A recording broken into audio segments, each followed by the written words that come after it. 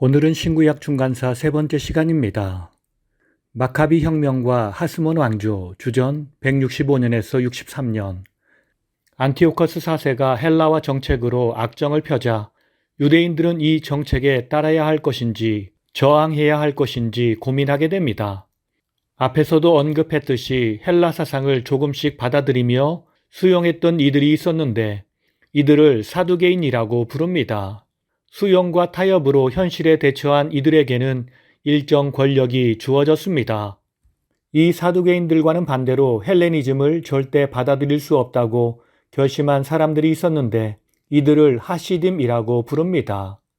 이들은 어떤 타협도 거부한 채 율법 중심, 예루살렘 성전 중심의 신앙 전통을 고수하고자 애를 썼습니다. 한편 하시딤 외에도 율법에 충실한 많은 사람들이 유대에 있었습니다. 예루살렘과 요파 사이의 분지에 모데인이라는 작은 시골 마을이 있었는데 셀류커스 왕조의 사람이 여기까지 찾아와서 히브리 사상을 버리고 헬라 사상을 따르라고 강요합니다. 이때 모데인의 나이 많은 제사장 마따디아는 이방신에게 제사를 드리라는 요구를 거절합니다.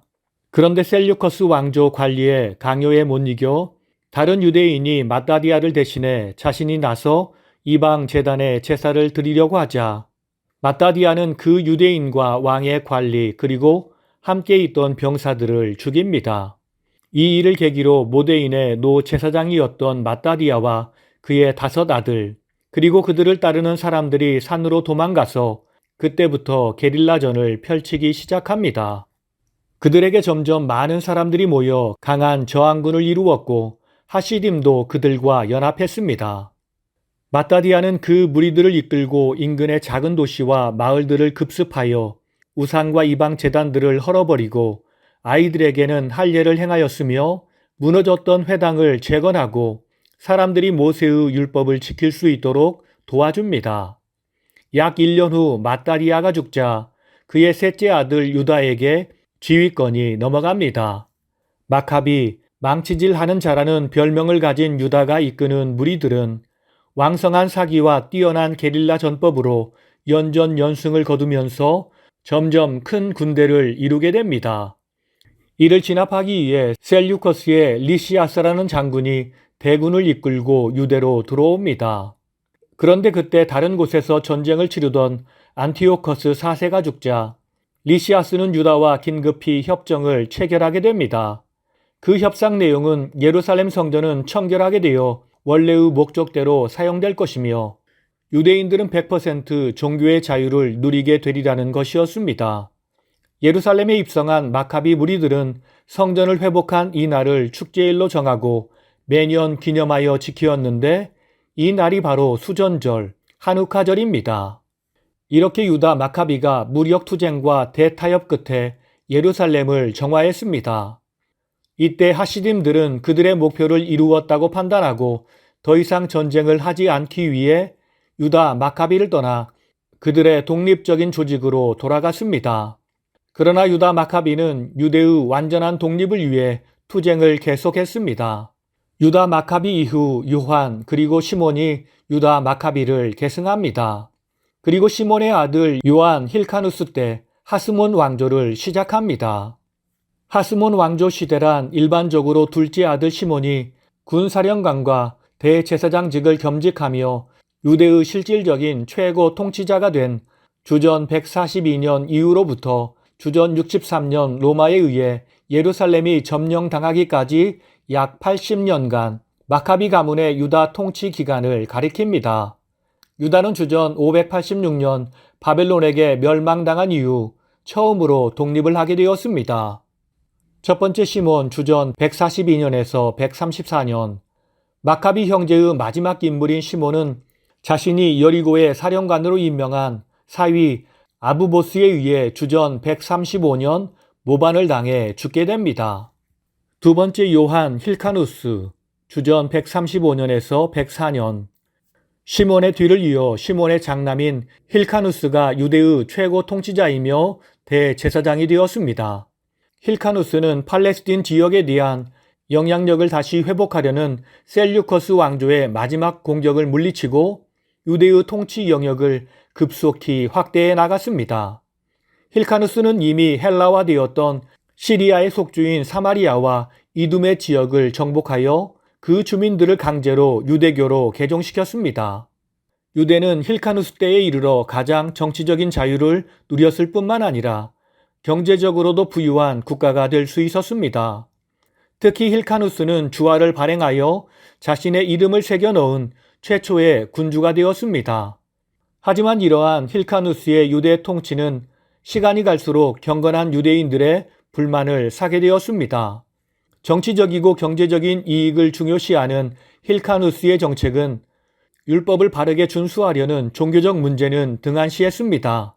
더구나 힐카누스는 왕이란 칭호는 부여받지 않았지만 최고 지도자이면서 대제사장의 직무까지 겸직했기 때문입니다. 힐카누스는 약 30년간 유대를 통치하며 헬라 문화를 도입했는데 결국 종교는 정치의 도구로 전락하고 말았습니다. 왜냐하면 원래 대제사장의 역할은 제사장 가문들이 반차를 따라 직분을 맡았는데 하스몬 왕가는 그의 후손들이 이어가며 대제사장 역할을 했기 때문입니다.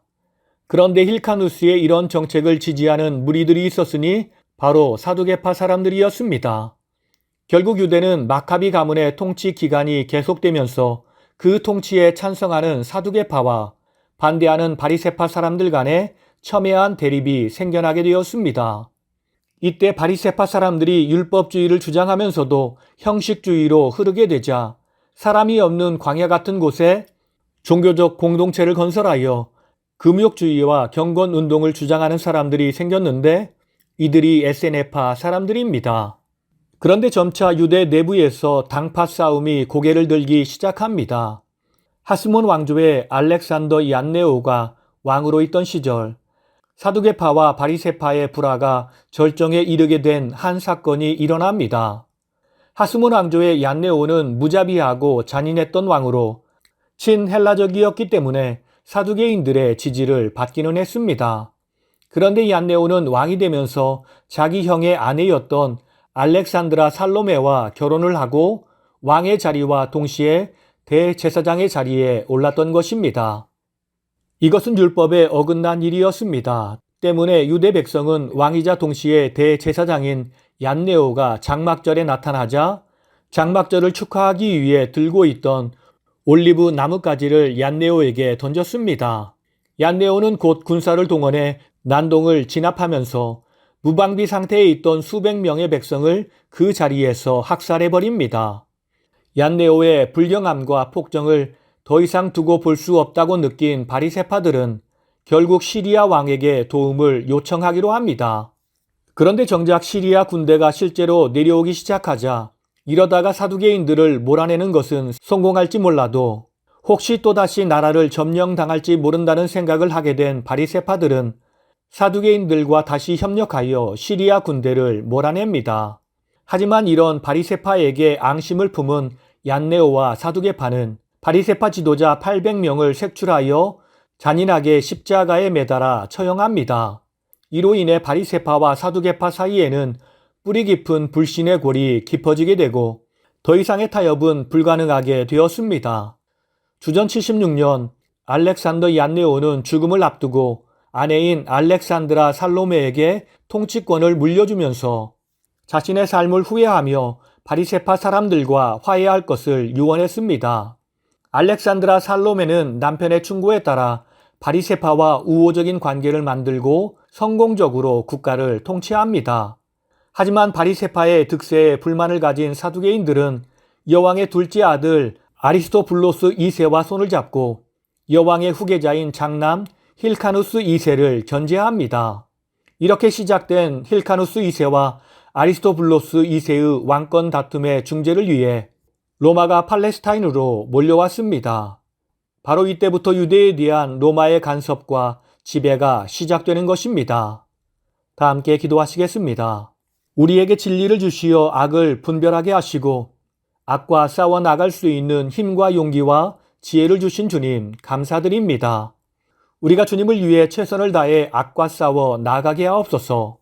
그렇다고 우리가 악과 싸우다 악한 모습으로 변질되지 않도록 주여 우리를 끝까지 주의 은혜로 붙들어 주시옵소서.